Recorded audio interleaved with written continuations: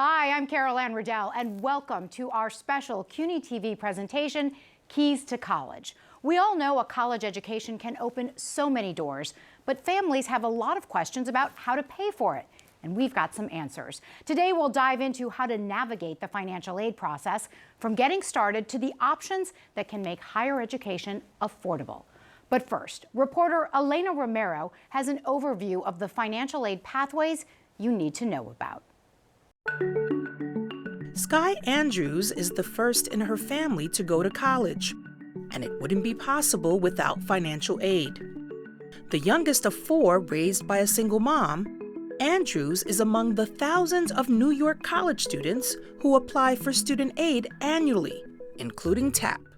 I'm very grateful that I don't have to take out any loans for school because of FAFSA, TAP, and then my school scholarships, which I know is a huge privilege my whole life going into school, being first gen and not really ever having like a college fund set aside because that just was not possible for my family. There are multiple options to pay for college, and it all starts with FAFSA, the free application for federal student aid. This application could provide scholarships, grants, and loans for students. But the application also unlocks the state aid in New York for things like TAP, the Tuition Assistance Program, as well as the Excelsior Scholarship and money for undocumented students from the DREAM Act. When I was filling out my financial aid, and I didn't realize there was more financial aid services for low-income students. So I applied for TAP, didn't realize that I meet the requirements, and I got the maximum award for that. So very grateful that financial aid, there's only so much there is available, and so much students may or may not know. Brooklyn College student Damien Andrada, who works to help his parents financially, attends CUNY debt-free. I also received the Pell Grant, the maximum award for the Pell Grant, because without Pell and TAP, I wouldn't be able to pay my full ride. I'm grateful to have my sister, Crystal, because she was the first one to go to college. She really helped me guide the way through filling out the FAFSA and TAP. Because when I first saw that application, I really did not know what I was supposed to do. Over 300,000 applications are received by the New York State Higher Education Services Corp., and $800 million are awarded annually to students. So our applications, whether it be the traditional TAP application via FAFSA or the DREAM Act application, we're looking to see do students meet the income criteria, which was just increased in New York State. We base it on what we call New York State net taxable income, which is a income figure that's on the New York State tax returns, not the federal tax returns. And typically students, if they're a dependent, can qualify up to $125,000 New York State net taxable income. The U.S. Department of Education will make the 2025-2026 FAFSA form available to all students December 1st. And while filling out financial aid forms can be overwhelming, Turner recommends students and families to take advantage of several programs available to help them. We recommend first that students sign up for our text message programs, which will alert them about our different opportunities. But we do drop-in clinic events. We do virtual filing assistance workshops where we pair families one-on-one with financial aid experts and other volunteers who can help them navigate the form. According to Turner, TAP has what he calls a hidden benefit to it. If you're a student who qualifies for a TAP award and you attend a SUNY or CUNY college, the promise has always been that TAP will provide a pathway to full tuition support. So if I'm going to a four-year CUNY school and the tuition there is $7,000 a year, they'll qualify if the student meets the income requirements for the maximum TAP award of $5,665. But the state also provides what we call a tuition credit, which is a bonus award that the student will get that will cover the remainder of their tuition. CUNY offers student assistance when it comes to filling out FAFSA. Our office can definitely assist with connecting students with those resources. We are directly affiliated with the CUNY Office of Student Affairs, so that knowledge is readily available for us. Services such as CUNY Fast offers students one-on-one help with questions around FAFSA, TAP, the New York Excelsior program, and more. you're debt-free, you're starting over, you're not starting with burden from the past, you're able to be way more ambitious with your career. We understand that higher education is a choice, but it is a choice that benefits our entire nation, and we think that all the individuals who make that choice should be honored and should be helped as much as possible. For CUNY TV, I'm Elena Romero. We are fortunate to have with us some true experts on college education. Joining me in the studio, SUNY Chancellor John B. King and CUNY Chancellor Félix Matos Rodríguez.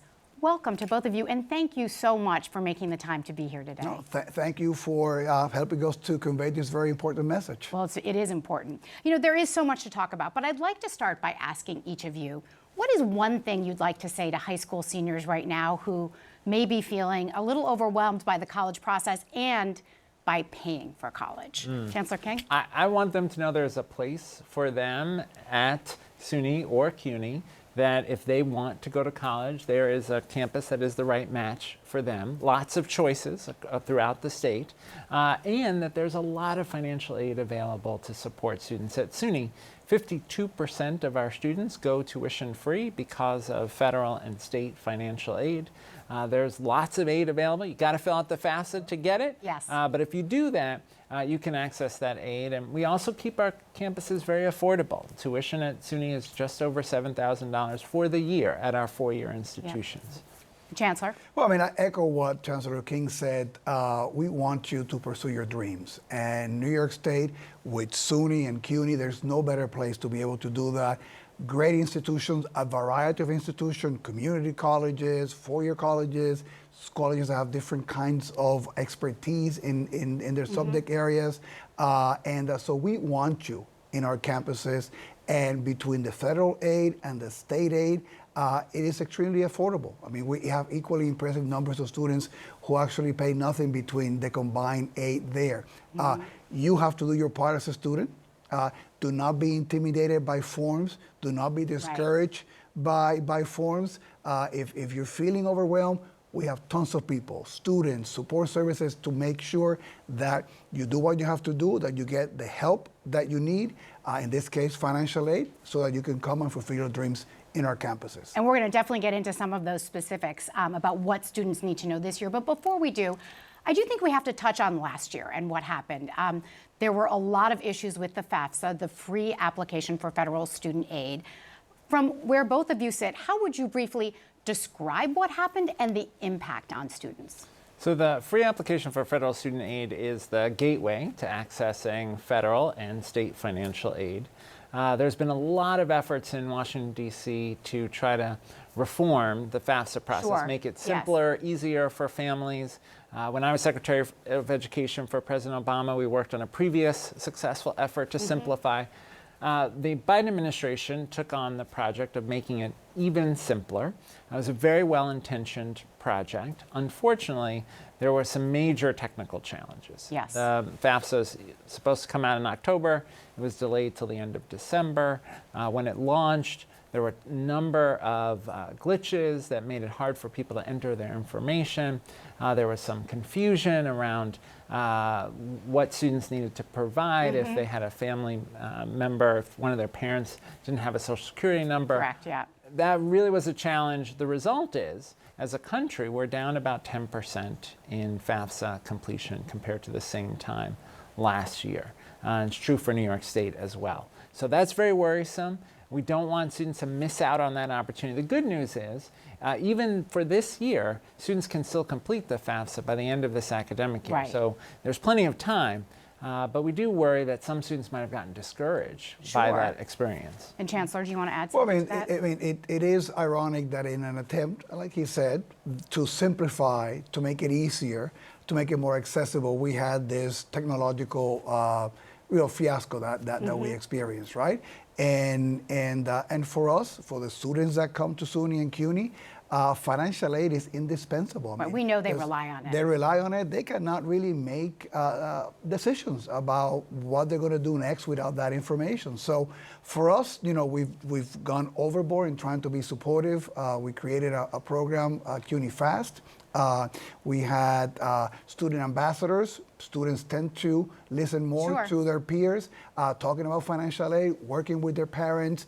We got money from the Petrie Foundation to do. We've had over 500 plus sessions. We took the strategy like tax season, you know, when all the pop-up stores for you to do your taxes. We began doing that in public libraries all over the campuses. Great idea. Because we wanted students to know that they still have time, and we wanted to fill it out. We're going to continue to do that, you know, until the end of the semester also. But it's quite tragic. I mean, the 10% nationally for us, the current information is 6% down as compared to the previous year. I mean, those are first real lives that are being denied higher ed. We also know that some of those students, when they face roadblocks, it's tougher to bring them back in again, right? So you're multiplying the barriers that they have. And also, it's resources. I mean, some of that money we use to put it to good use for student services, for all those things. So again, hopefully we learn from this experience, and next year we come back with a very strong and no glitches and moving in full force. And speaking of money, there was about, I think it was about $225 million in federal aid that was left on the table here in New York State. Is that right, Chancellor? Yeah, that's exactly right. Yeah, it's for the country, it's like $4 billion. For New York, it's $225 million that was left on the table last year because students didn't complete the FAFSA. So that's a tragedy, because those are, again, just as Chancellor Matos Rodríguez said, those are students who could have gone to college, maybe didn't, or maybe they came to college without financial aid and then struggled to afford college, struggled with food insecurity, housing insecurity, struggled to cover transportation costs or the cost of books. So we in New York, I think, have a major opportunity in this coming year to do it differently. So one of the things that Governor Hochul led on this legislative session was passing a law that now FAFSA will be universal in New York. Yes. So every K-12 school district will work with their high schools to make sure that every high school senior either completes the FAFSA or the DREAM Act application if they're undocumented, or signs a waiver that says, I understand there's millions of dollars available for college, but I don't want any. But we'll make sure that every student has that opportunity. Because we do know that if you complete those forms, you are more likely to go, right? There's research you're to that more, effect. Absolutely. More likely to go, more likely to remain on track. I mean, all those things sort of connect you to the way that we work our campuses. So you're going to be asking better questions about all kinds of support services. So it is, you know, part of going to college is learning some of the rituals of college, and filling out some of these forms is a rite of passage. It's going to serve you well for the rest of your life. But in this one, right, it's about the resources, and we want every student to be able to benefit from that. The price points that SUNY and CUNY have are unmatched really anywhere in the country. So we also know that aid that the federal government provides goes longer, you know, in New York, in addition to TAP. So we are in the access business, and this is really fundamental to making sure that people participate, and that they also are in a better position if they want to continue with more education afterwards, which there's less money for professional and masters, but if you go to that without any kind of loans, any kind of debt, right, you're going to be more likely to pursue those dreams. And just to sort of put this in perspective for families, is it fair to say that filling out that FAFSA form, that first form, really can be a step in changing a person's life? Oh, there's no question. And we're talking about, you know, ideally, if you have your materials ready, 20 minutes, 30 minutes, right? I give the federal government credit for making progress on making the form simpler. You can actually download your information from the IRS directly into the form, so that saves you a lot of steps. And once you do it, you get information from the campuses about federal financial aid, state financial aid, campus financial aid, and that ability to go to college can change a person's life. We know that people who have a bachelor's degree earn, on average, $1 million more over their careers as a result. And I'll add to what Chancellor King said is, obviously, we use that to tell whether you can qualify for federal financial aid and then connect it with the state aid. But for a lot of us, some of the donors that support scholarships, some of the donors that support other kinds of programs make being financially eligible a requirement, right? So having that information not only helps you for the federal and the state information, but for many of the things, when we go on the road, getting philanthropic partners, many of them want to support that population. So being able to show that you are financial aid eligible allows you to be able to get to a number of programs and additional help and resources in our campuses, so it's even more beneficial. So let's talk now a little bit more about this year. We know already that the FAFSA form, the application is going to be delayed. It will be available by December 1st. Typically it opens in October. There are a lot of services out there, help out there now, but what do you expect the impact of that to be? Are you concerned about that delay? Look, you worry about the delay. It just means less time for students to complete the process. But with our new universal FAFSA law in New York, I think you're going to see K-12 districts doing a lot to make sure parents have good information. We're trying to do all we can at SUNY and CUNY to support school counselors so they have the information they need. If folks go on our website, for us it's suny.edu, we have information there to help people navigate the FAFSA. So we're doing everything we can to prepare so when it launches, families can very quickly get it done. And again, you have, take advantage of every crisis, right? So I think we've learned a lot in the efforts this year to face the crisis that we had. So I think we are in a state of higher alert going into this year. Yes. Hoping that December deadline works and they get all the kinks, right? And we wouldn't be doing this if we were not optimists, but then also being realist and having our teams ready and some of the things that we learned, some of the partnerships that we created, some of the students that we train to be peer mentors, all those things are assets that we're going to be ready to redeploy again if we face challenges. And again, hopefully it'll be smoother, but I think that we'll be ready to anticipate complications in a way that I think we raise up to the challenge. But initially, it took all by surprise. Yep. I know you touched on this a bit. I know there are a lot of resources out there. There's a lot of efforts to close the information gap. Are there other things you'd like to highlight that are being done that parents should know about, students should know about? Yeah, look, I think getting to campus is the starting place, right? For financial aid, but also for getting used to what college looks like, what the experience will be like. So we really try to encourage folks to get to campuses for visits. Many of our campuses are hosting information sessions on the FAFSA still right now for last year's FAFSA. Right. And we're going to keep doing that throughout the year. So that's an important first step. I would say getting a sense of what is available. Many people don't realize that in addition to the federal Pell Grant program, which is available to low-income students, there's also the New York State Tuition Assistance Program. Yes, exactly. Which was changed this year to serve even more students, raising the family income threshold from $80,000 to $125,000. Oftentimes, folks don't realize how much financial aid really is available to them. And that's why we need people to start the process. Yeah, and just a point of clarification on that too, because the tuition assistance program, that application will also be available December 1st, right? So that should streamline things, I would think, for families. And yes, and locally, we have a governor who is very much committed to the higher ed space. And so we're also learning from this experience to find out ways in which we can then streamline things even more at the state level to make it even easier for the students. The chancellor mentioned there's a lot of things on the technology side that we know that we can pass information that we already know from the students so that you don't have to be repeating their information time and time again, cutting down the time that it takes you to fill out any kind of a form, making them more accurate, which is important on our side when we do things.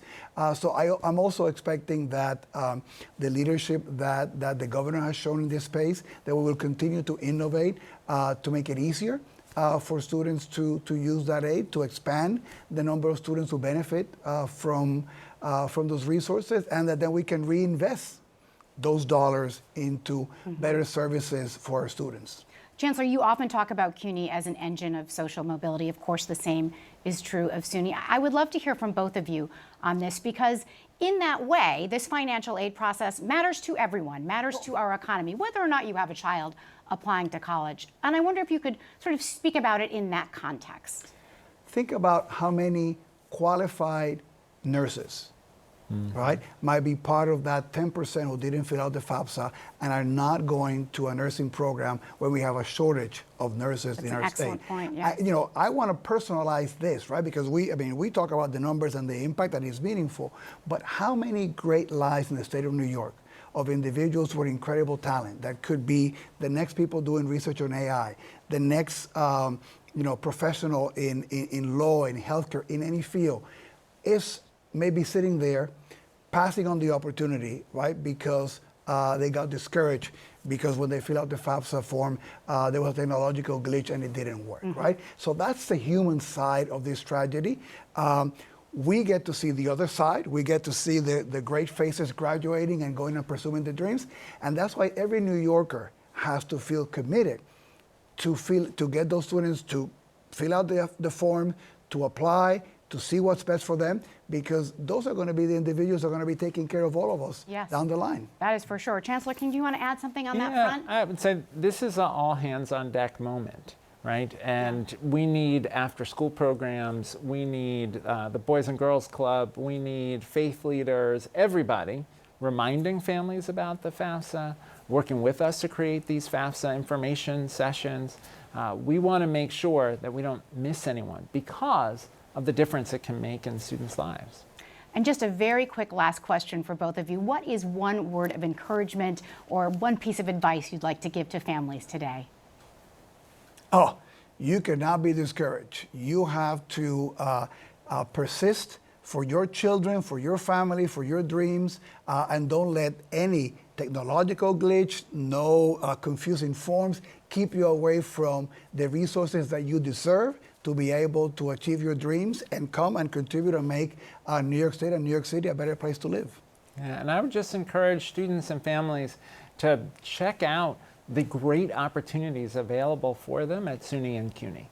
You know, if you're passionate about climate change, we've got our Environmental Science and Forestry College in Syracuse. Right. If you want to be a Emmy-winning actress or you want to work backstage on design, we've got incredible programs at SUNY Purchase. If you want to do research on artificial intelligence, we have one of the leading centers at University at Buffalo. Whatever you're interested in, literally any subject, any career, between SUNY and CUNY, you're going to find a place for you.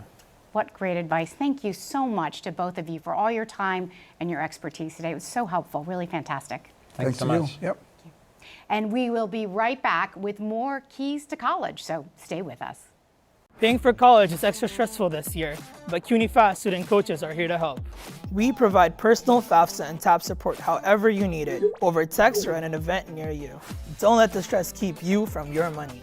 Do your FAFSA faster with one-on-one application help at cuny.edu/fast. Welcome back to our CUNY TV special, Keys to College. Now that the FAFSA and TAP application opening date has been announced, let's dig deeper into what you need to know. Here in the studio, Maria Fernandez, New York State Deputy Secretary for Education, and Dr. Guillermo Linares, President of the New York State Higher Education Services Corporation. Thank you so much to both of you for being here today. Oh, thank you for having us. We're really happy to have your expertise. It's wonderful to be here. It sure is. So let me start by asking you, how important is that FAFSA in terms of being a first step to unlocking some financial assistance? Maria, do you want to start with that? Sure. So I think the FAFSA is what provides the ability to gain financial aid, to be able to then fill out the TAP form or in some instances the Dreamer form, but we'll get to that later. Yes. But I think what we have found is that in the past, students have left behind money because they don't think they're eligible. Right. Because they're confused by the FAFSA. And we know we had the FAFSA fiasco. Yes. But now, hopefully, we're in a better place. And so in New York alone, we've left behind last year $225 million that would have come to New York State students. And this year, because we're behind also on FAFSA applications, it's going to be a higher number, combined with additional eligibility under Pell it means more money, more people are eligible, so the students should fill out the FAFSA. Yeah, just to be clear, that money that we're talking about, that's federal. That's financial federal aid. money, Yes, correct. that's federal financial aid. It doesn't include what they would have gotten under TAP as well. Right. So let's talk about TAP. Guillermo, can you sort of explain, that is New York's tuition assistance program. Can you explain what that is for people? Well, TAP is the largest need-based program in the entire United States. It's Really? Clearly one of the largest, and is the avenue through which the vast majority of low-income, middle-income families get their children to get a college degree, 2-year, 4-year. This year we celebrated 50 years since the establishment of TAP. $30 billion. 30 billion. 30 billion with a B. Yes, with a B.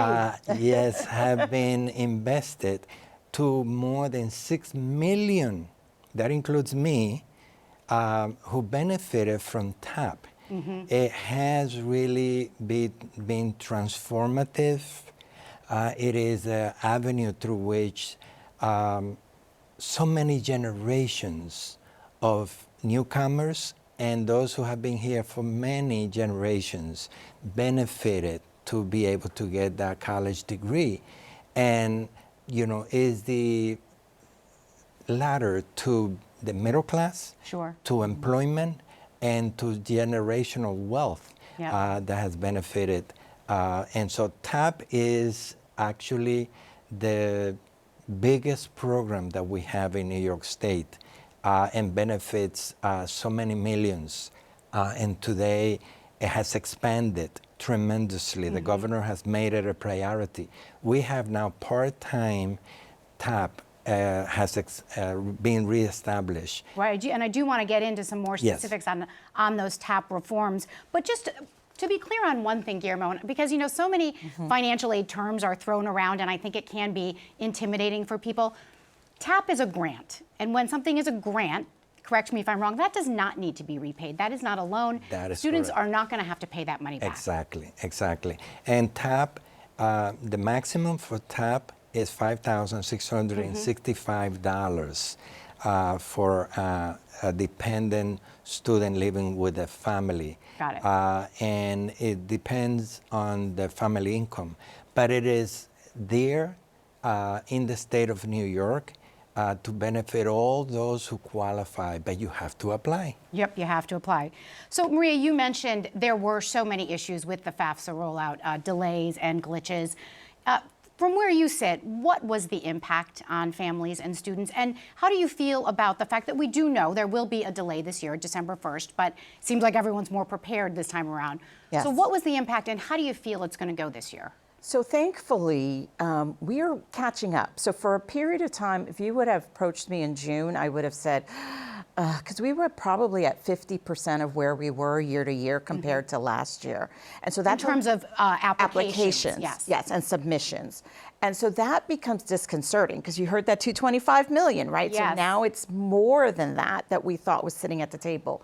We're at about 88% of where we were last year. Okay. So coming closer, which means people are becoming more comfortable. Many of the glitches have been fixed.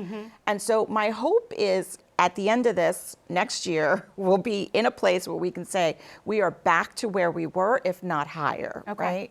But the other piece I will tell you that was great, because HESC was part of the leaders of this, was there was a consolidated effort between SUNY, CUNY, this community, the Commission of Independent Colleges and Universities. CICU, as well as other community partners, to really begin to explain to folks, to put together webinars.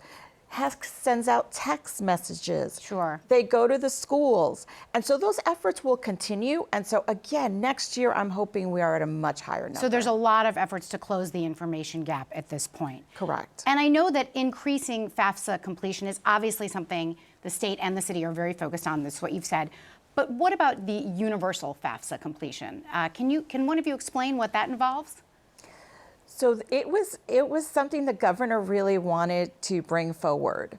and supported by many people. So what it involves is at the high schools, all seniors have to complete a form, including a waiver. So the school district is required to check to see whether you've completed a FAFSA, a DREAMer application, the Jose Peralta DREAMer, or you waived your right to do so. And that was an attempt to really get more focus on completing the FAFSA in our high schools. Other states have done it. And what they have seen is an amazing increase in the number of students who actually go on to college, because it just generates. Correlates, right. Yeah. Yes. So we've talked a bit about TAP. Guillermo, what are the other sources of financial aid that students should be aware of? Maria mentioned the DREAM, so why don't you tell us a little bit more about that? Well, aside from the TAP program, we have the Excelsior Scholarship, which when you take all the financial aid that comes to students, allow a student to attend college, either 2-year or 4-year, tuition free. And as long as you commit to complete college in time, saving money, not having to borrow, and it means that you enter the workforce quicker. And so the Excelsior Scholarship has benefited working families and middle-class families across the state of New York. It has been a tremendous success where students attend tuition-free, and they have to commit to work in the state of New York. And the other program, which is dear to my heart. Yes, I know that it is. is the DREAM Act, which the original sponsor of the DREAM Act in 2011, but when it was finally approved, it came to pass for me to implement it. And thousands of... Very full circle moment for you. Yes. And thousands of dreamers now benefit because they can apply it in New York State. For people who may not be familiar, aid. though, I'm sorry, Guillermo, I didn't mean to interrupt, but for people who aren't familiar with that, explain exactly who we're talking about, because I do think that people sometimes think they're not eligible. Yes. Well, any student that may be undocumented in New York State and graduates from a high school in the state of New York, or gets the equivalency degree, a GED. or the GED, the examination, and is a New York State resident, can apply for financial aid in the state of New York. And we have over 5,000 dreamers now receiving. And those are sometimes students that have come at an early age with their families and still undocumented, but cannot go to college and apply. And now the DREAM Act, the Jose Peralta DREAM Act, who was a senator who took on this bill and then passed, we named the DREAM Act after him, in honor of him. They can now apply for financial aid.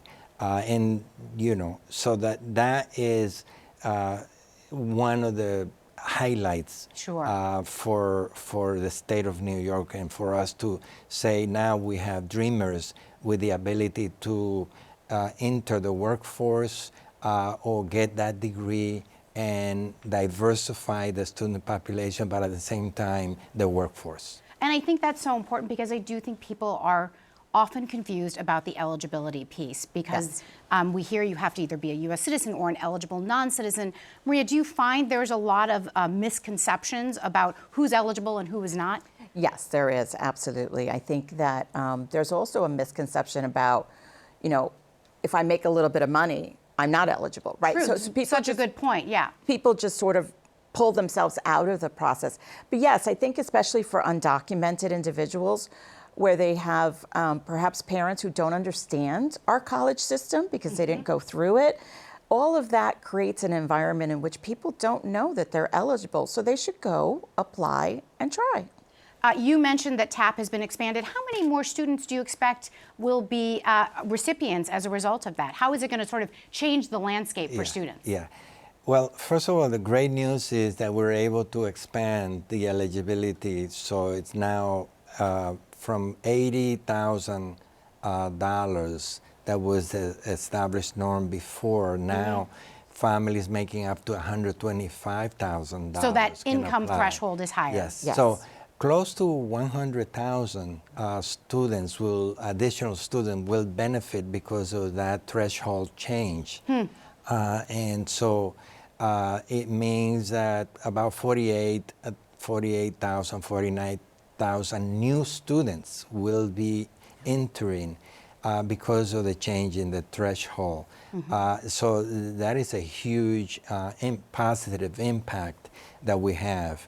And we're talking about close to $1 billion available in funding for TAP, and close to about 300,000 students receive financial aid in not just public university, CUNY and SUNY, but also the private colleges and universities. Sure.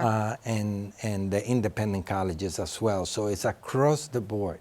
So we've talked a little bit about all of the things that went wrong last year. I do want to touch on the kind of resources that are out there for families this year so that people know what they can access as they start to, navigate this financial aid process. What are some of the things at the state level that families should look into?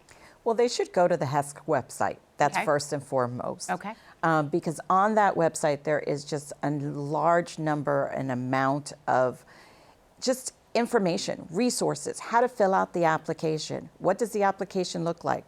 Who's eligible?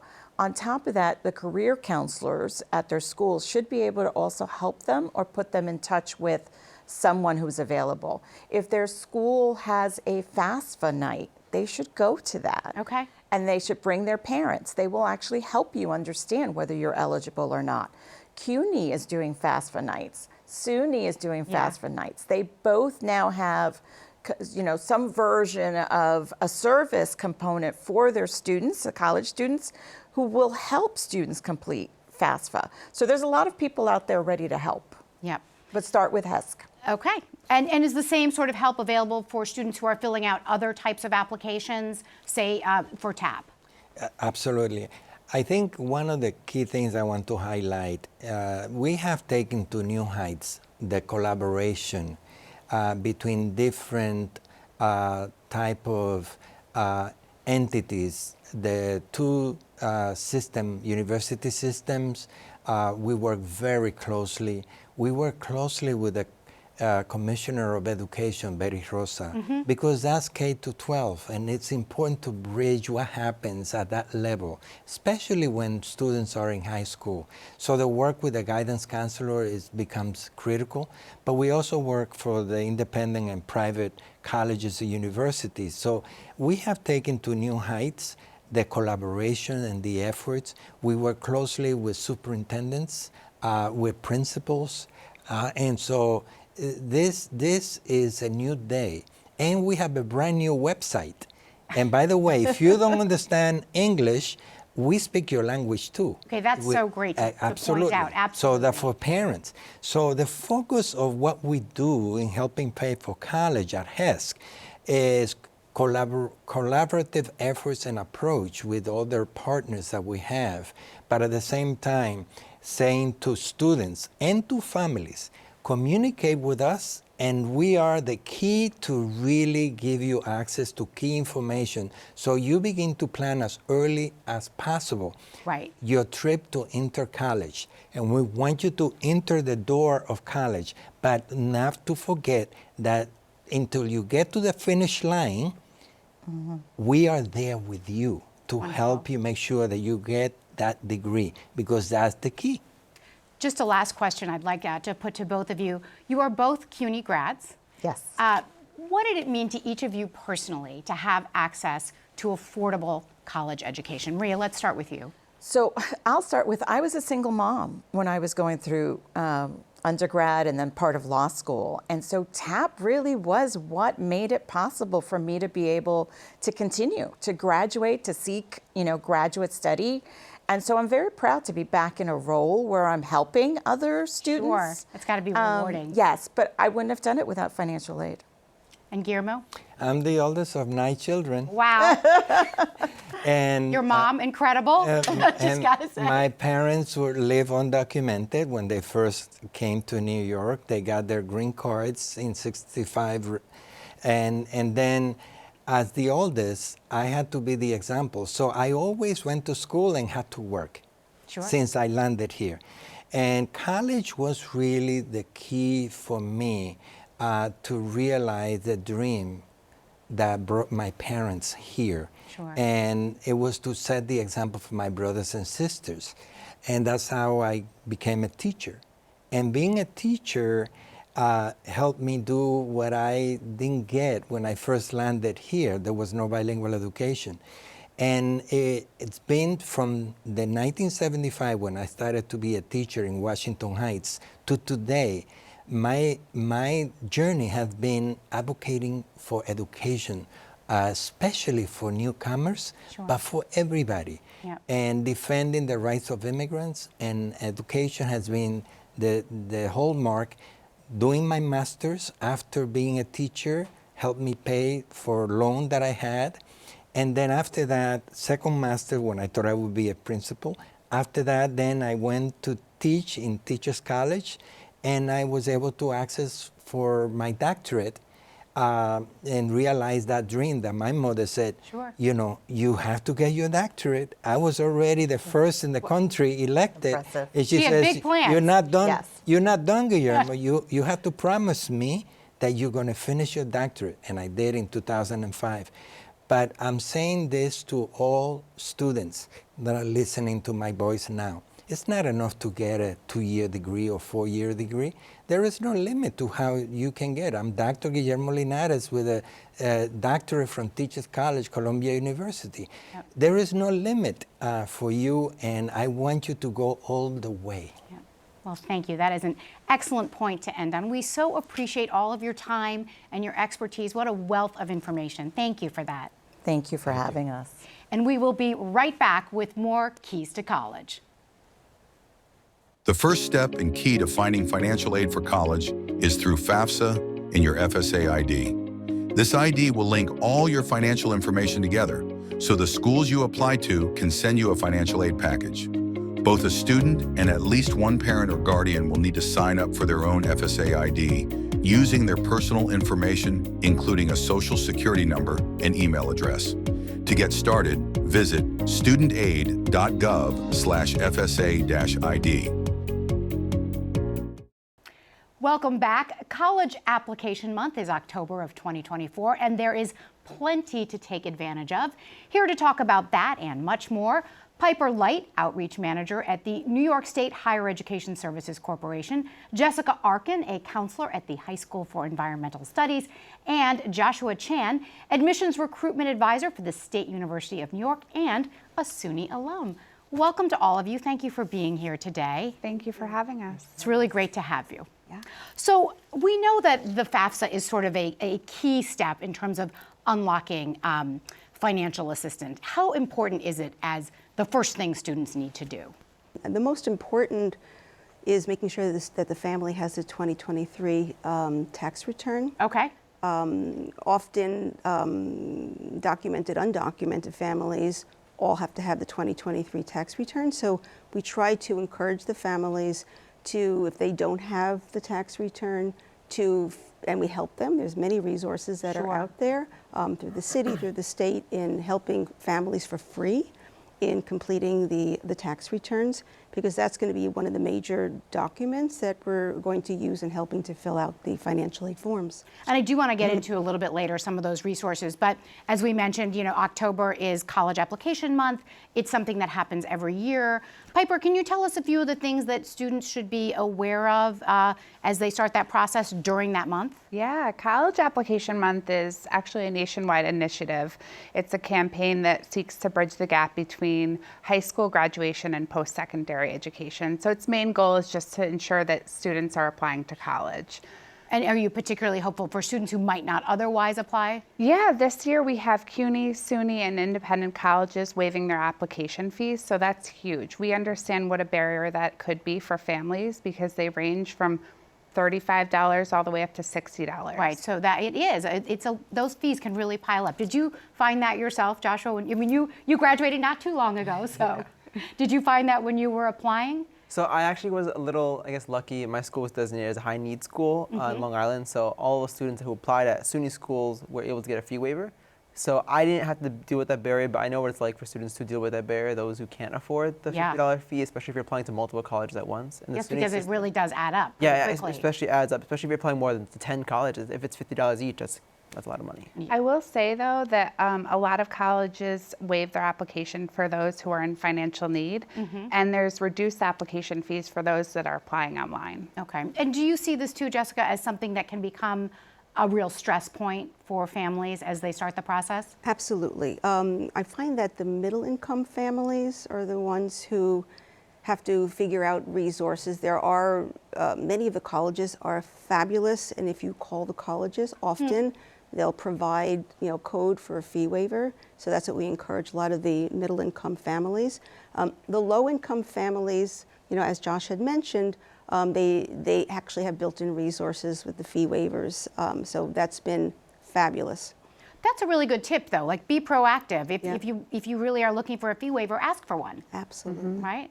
So again, going back to the FAFSA, because we're talking so much about that, it is the free application for federal student aid. I'm trying to always say that we should always say the terms, right? Because I think there's so many terms that get thrown around in this financial aid process that it can become very confusing. There were a lot of issues last year with the updated FAFSA. There were delays, there were glitches. We now know that the application will open by December 1st. So what are your thoughts on that? Are you concerned about that delay, or do you think we're better prepared this year to handle it? I think as long as the student is prepared, then the December 1st deadline is right where we need to be. They want to gather their documents, they want to be prepared, they want to know their deadlines. So if a student is prepared for that, then I think December 1st is right on target for where we should be. And that December 1st date will align with TAP, which is New York's tuition assistance program. Is that correct? And Josh, you wanted to speak to that maybe? Yeah, I was on top of what Piper had to say. I think it's important that students gather everything they need, but also realize that no matter what income you think you have, or you may believe what type of aid you think you might get, always apply. Luckily in New York State, we do offer universal FAFSA completion now. Yes. So before you graduate, now you have to complete the FAFSA or complete a fee waiver. And I think that really helps expand students' opportunity and possibility, because I think we left up over $200 million in aid last year, and I think that is going to be a lot smaller now this year. So I think students are going to be more proactive and more active in applying for the FAFSA to get possible aids and subsidized loans. And do you think the fact that the tuition assistance program that date aligns with the FAFSA program, will that sort of streamline things, do you think, Jessica, for families? Tremendously. One of the things that we definitely struggled with last year, which I'm excited that there's been a lot of focus on changing, is the FSA ID. And that is the electronic signature that has to be completed prior to beginning the FAFSA. And one of the big changes that happened from prior years to last year was that the undocumented parents are also required to complete the FSA ID, which is the process of creating this, like going to a bank. You put, the card in, and then eventually, you get the code. So it's a similar kind of process. Because in my school, we have quite a few documented students or U.S. citizen students, but a lot of undocumented parents. So, and some of the parents are a bit concerned in providing information, and we assure them that there's a huge confidentiality, that they should not have to worry in providing the information, but to get that done way in advance, because if there's a problem or a glitch, by the time December comes along when we can fill out the forms, then there are no problems. And that was an area that we heard a lot about last year, wasn't it, for families with mixed status? Yes. Is that right? Yes. A lot of families struggled with that. Piper, can you give us a little bit of an overview of what happened? Yeah, so what happened was this was an issue that we dealt with a lot with families, and we tried to help our students through the process. The main issue was that students with a contributor that didn't have a social security number couldn't make it through the verification processes in some individual scenarios. Got it. So we're working on solving that issue, but we're still awaiting guidance from federal student aid. What I will say is that they came up with a listserv that you can sign up for and get federal updates from FSA. So I think that that's important for families to know. Okay. So when guidance does come out, they're prepared. So in this case, we're talking about situations where perhaps a parent is undocumented. What about undocumented students? Do you, Joshua, talk to students who are worried about believing that they might not be eligible for any financial aid? Absolutely. And in fact, they are. No, 100%. I actually, so outside of SUNY, I am the head of a nonprofit called District 1 Youth Advisory Board, representing young people in Brentwood, Central High School, and North Bayshore. And a lot of people might not know this, but in Long Island in particular, those three towns, Brentwood, Central High School, and North Bayshore, have a high undocumented immigrant community. A lot of students I work with there, I talk to them, say, hey, go to the HESC website, go to the SUNY website. There are financial aid workshops you can work on and ask them these questions. A lot of students don't know about the DREAM Act, right? In New York State, if you make less than $125,000 a year, you can go to any SUNY or CUNY tuition free. A lot of undocumented students don't know that, whether that be a language barrier, whether that be fear. So that's what I tell students all the time, because even if they may not be able to qualify for certain aid, they can definitely get through the DREAM Act, whether or not they are documented or undocumented. Do you run into that as well, Jessica? Absolutely. Misconceptions. A lot of misconceptions. I have to say that the HESC website has been phenomenal. And one of the things that I did last year is, there's a section on the HESC website where there are actual seminars and sessions and live sessions. So, I'm one person with quite a few students. If I don't have the opportunity to answer a question, or because everything's so new, I say, go to the HESC, sign up, and also the parents can sign up too. So if they have questions, there's live communicators on the other side, which is very helpful. And to touch on that, I was just going to say that, college students, high school students can sign up for HESC Text, which is right on our website, www.hesc.ny.gov. Okay, that's good to know. Yeah.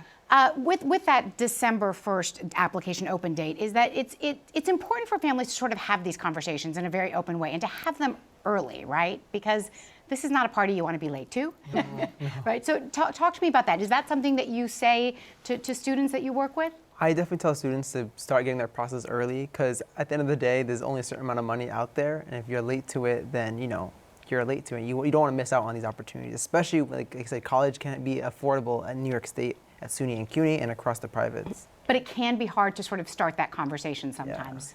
Yeah. One of the aspects of communication with our young adults and parents that they're not very communicative with each other. So we actually do some role play, in how do you have a conversation with a parent and ask for their tax returns or how much money you make. Because often, parents are, they don't want to reveal a lot of what they're making, et cetera. So in trying to create that dialogue early on, ensuring also, if a student wants to apply to certain types of colleges that might be more costly, that it's a family decision. It's not just the student making the decision. At our school, we hold evening sessions with the parents to help them and guide them through the process.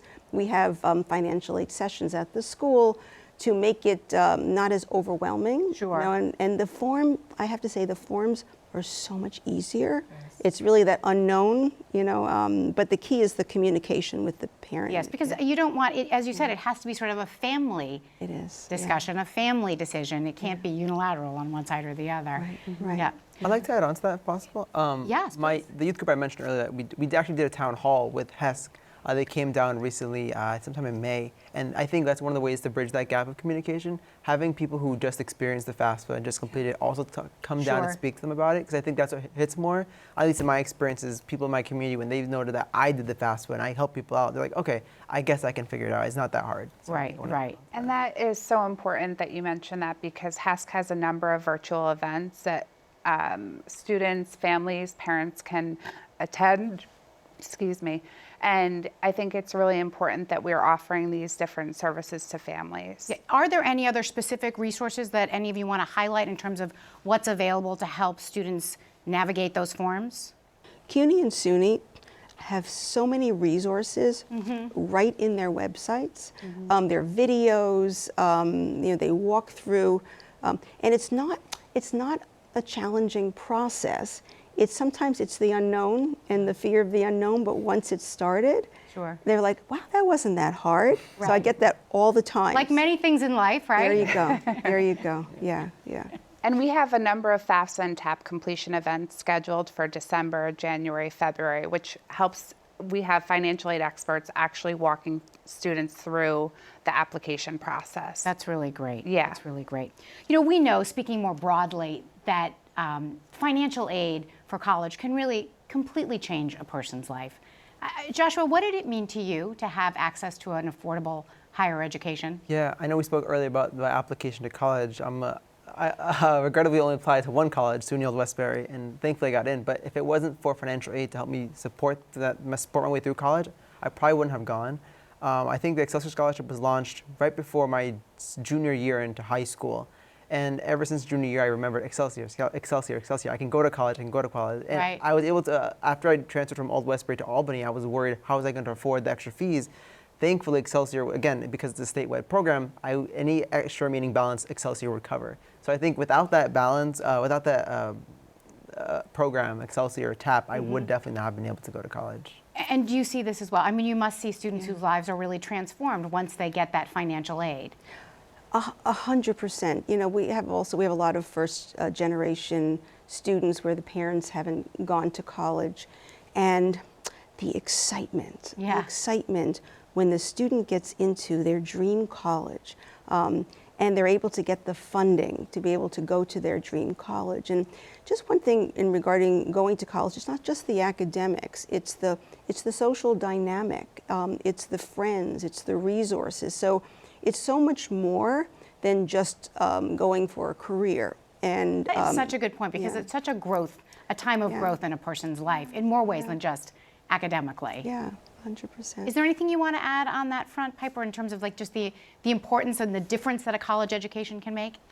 I mean, for myself, it made all the difference. I studied communications. I went into that field. I think that students just really need to think and be prepared on what they want to do. And this is the pathway to do it. And HESC has over 28 grants and scholarships and loan forgiveness programs available to them. So I think it's so important that you find that connection. Just a last quick question for all of you. I'd love for each of you to maybe give a quick piece of advice or a word of encouragement to families who are starting to, navigate this process right now. Jessica, why don't we start with you? The only thing to fear is fear itself. Okay. It's a way for a family to connect. And one of the things that I share with the students is sit down and have a conversation with your parent. Where were you when you were in high school, or what was your process, and what advice as a parent would you give to the student? Because once that family dynamic happens, then it's easier, and they're working on it together. So I would absolutely say that don't try to do it alone. It could be overwhelming. And for the parents, there's no such thing as a silly question. Yeah. And there's so many resources that are out there. And also call upon the school. Sure. Call the counselor and say, hey, I'm struggling. What's out there for me? That's great. Joshua? I would echo the same thing. Don't be scared to ask any questions. I think a lot of the problem is students think they're alone in this. They're really not. And I've noticed that so much as I'm helping students in this. And when they see me help them, they're like, okay, it's not that bad. It's really not that bad. It's just about getting your foot right in the door. Yeah. And Piper, can you give us a word as well? I am a broken record, but I think that HESC really has the virtual events that are going to help families. We have senior presentations that assist seniors in any questions they have. We have the completion events for FAFSA and TAP. We do a virtual drop-in lounge every Wednesday for students that can ask any questions that they have. And you can go to our website. I'll say it again, www.hesc.ny.gov, and you can find all the events listed right on there. All right. Well, that was terrific. What great advice. Thanks to all of you for being here. It was so helpful. Thank you. We really appreciate it. Thank you. That is going to do it for us today. A final reminder before we go. To apply for FAFSA, please visit studentaid.gov, and to fill out a TAP application, check out hesc.ny.gov. I'm Anne Riddell. Thanks so much for watching Keys to College.